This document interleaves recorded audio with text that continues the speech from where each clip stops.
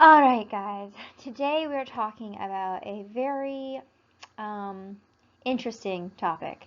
It's probably one of what I consider to be the most difficult topics of Spanish. That's the pretérito e imperfecto. All right. Why is this difficult? Because the preterite and the imperfect don't exist in the English language. We call that the past tense. All of that. All together, it's all the past tense. But in Spanish, there is pretérito, which is one thing, and the imperfecto, which is another thing. All right. There's a lot of different ways you'll see this taught, and I'm probably in that 99th percentile that, well, nope, yep, 99th percentile that just doesn't teach it like the normal people. But over time, I've kind of developed some different ways of teaching it, and hopefully, between any of my previous videos on the preterite and the imperfect, and this one, hopefully something will really connect with you and make sense. So what exactly is the preterite and imperfect? Let's draw it out. That's the only way I think makes sense. Okay, so we're going to let's pretend this lovely purple line, that is your life. Okay, it's nice and straight, which we know is not true. But we're going to go with it, okay? So this purple line, this is your life, and these black dots indicate points in your life. Okay, really specific points. I was born, let's say I was born right here, and I graduated from high school here. I graduated from college here, and maybe I got married here, and so on. All right, these are specific points in your life. They happened one day. It's over. It's done. They were special. What about all of this time in between? All of that purple line. All of this purple line in the past, that is going to be the imperfect. The dots are the preterite. The points in time that were special, that's the preterite, and that purple line, everything in between, everything ongoing, that's the imperfect, okay? I think with that mental picture in there, we can go ahead and start defining it a little bit better. Okay, so like I said, this first star, that's when I was born. Okay, well, this was my first birthday party, and something super special happened right there. Okay, that one day, my dad got me a puppy. That's a little early for a puppy, but still, that one day, my dad got me a puppy. Okay, that was the important thing that happened there. However, all of this time, I had that puppy. That's the imperfect time. Tenía, imperfect, this puppy, although I received him, tuve, one day. All right? So it's kind of that difference between it happened one time versus it was an ongoing action. It was going on for a while, okay? So let's break it down a little bit more. This is our good friend Brio Hodds. Brio Hodds he's a very interesting man. He's had an interesting past, and he likes to share his knowledge with the incoming Spanish students, okay? So we're going to talk first about preterite. When do you use the preterite tense, okay? For beginnings, all right? Beginnings and ends, they are beginnings and ends. They're points in life, okay? They don't continue, they don't go ongoing. It's just a beginning. It's one point. And a good indicator word that you can be looking for this is empezar. It means to begin, all right? Comenzar also, or en el principio. Those are all great words to indicate a beginning, a one point in time. Reporting, okay? He said, she said. ¿Qué pasó? What happened? All right? Anything you're talking about, you're reporting back the situation and what happened, or you're telling what happened in a certain situation, or maybe a story, that's going to be preterite as well. It's over, it's done. You're talking about it like it's over and done, a past thing. All right? Interrupting. Think of this as something like when all of the sudden, all right? You were going about your day, you were walking on the street when all of the sudden you tripped and face planted. That's if you're me. But it happened all of a sudden, okay? I tripped. It interrupted my walking, okay? And things that are over and done, okay? Much just like beginnings and ends, things that are one point, they're over, they're done, they happened, and they're not continuing on. That's going to be what over and done is, the preterite tense. It's just one point in time, all right? Okay, now you have kind of an idea of the preterite tense. Moving on to the imperfect tense. All right, so this is going to be habitual things. I used to. All right, when you hear I used to and someone says, please translate for me, I used to, you're going to have this urge to look up the word to used to. And it will give you something weird like solia. And you'll use that. And you're not really going to know why or how or why it came up with this. You're not going to do that. All right? If it's I used to, you're going to use the imperfect tense. It's simple. All right? Yes, it combines 4 words into one, but think of it as a good thing. All right? Think of it as like less words to memorize and to think about. I used to, whenever you're trying to say used to do anything, you're going to use the imperfect tense.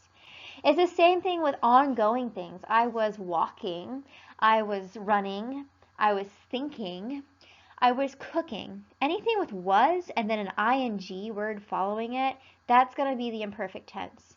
You're not going to conjugate or write the word was and then write the word cooking.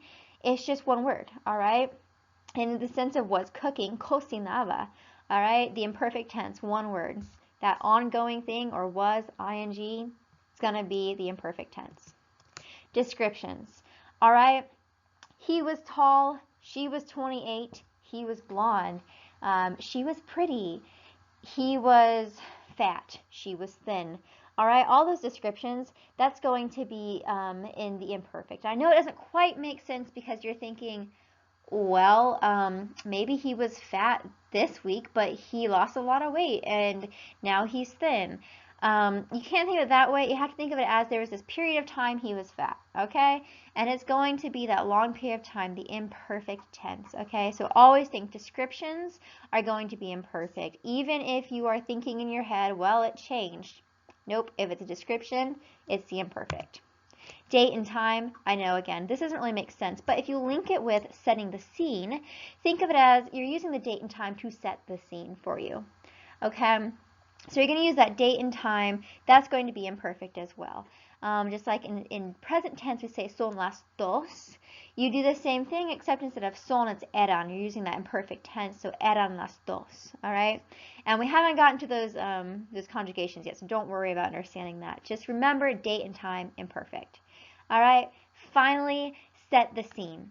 All right? This can be kind of looped in with descriptions. You're describing the scene. You're describing what's going on. Not what happened, but what it looks like and what it feels like and what's going on in this time. For my example here, it was a dark and stormy night.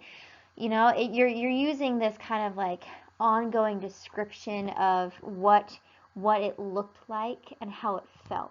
You're setting the scene rather than just creating this one point in time that's over and done. Okay, so if you haven't, go ahead and pause, take a moment, make sure you have this all written down. I'm telling you, it will help.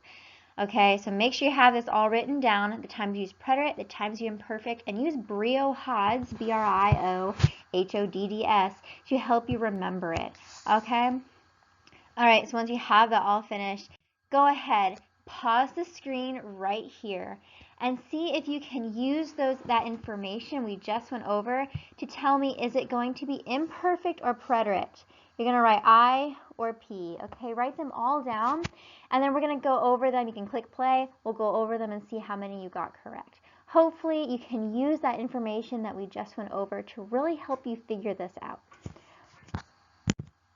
Okay, so hopefully you had a chance to pause and do this activity super fast using that information. All right, so let's go through it. While I was setting, this is going to be that ongoing type thing. All right, and what do we use for ongoing? Imperfect. So that should be an I. While I was studying last night, the phone rang. We have an interruption. I was studying, but the phone rang and it interrupted me, so we're at P now. I answer it, one-time thing. And my friend said hi, one-time thing. It's over, it's done. He asked me, over and done, what I was doing.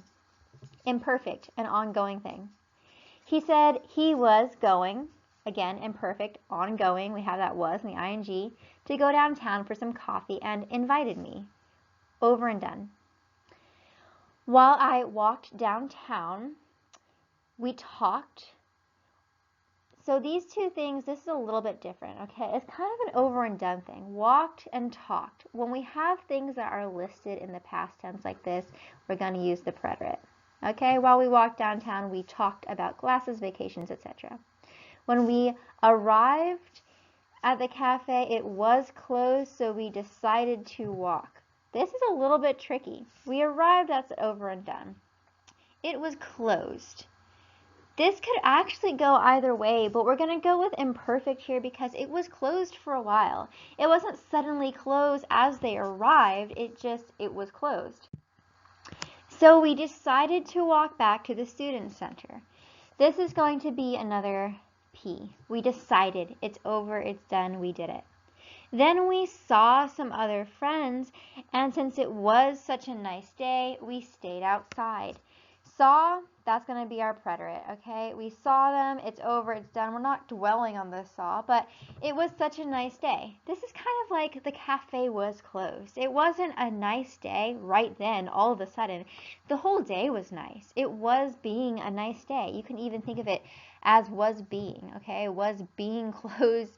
Actually, that makes it a little more different, but it was continually closed, and it was continually a nice day. We stayed outside and talked until midnight. There's another list, all right? We stayed and we talked.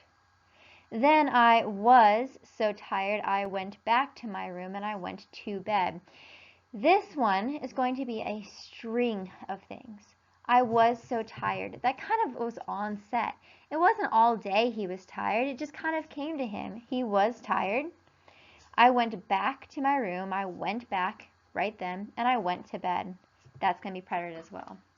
All right, go ahead. If you had anything missing here, go ahead back through, correct those things, and then write next to each one why it was the way it was. All right, right next to it how you came up to that idea and what went wrong. What were you thinking originally? Okay, when done, if you're in my class, make sure to go on to the next video so you can learn those preterite and imperfect endings and get them all written down. All right, adios.